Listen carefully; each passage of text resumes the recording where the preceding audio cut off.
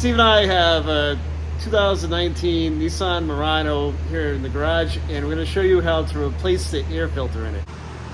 So we've got an air filter to put in here, and we've got two clips here that we can remove to pry up in here. We're going to see if we can squeak it out without taking the ductwork all off. Yeah, it looks like we're going to be able to. We can peel this up, slide this out. We got the new one here. Get this one to slide down into place and roll in.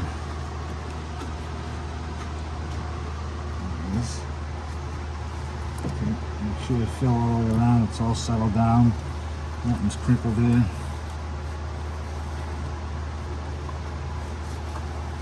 Feeling into the back here, there's got to be some slots. Yeah, there's some slots that it fits in the back that you really can't see. It just fell down into place. And then you gotta lock the clips down in here. It's just two snap clips.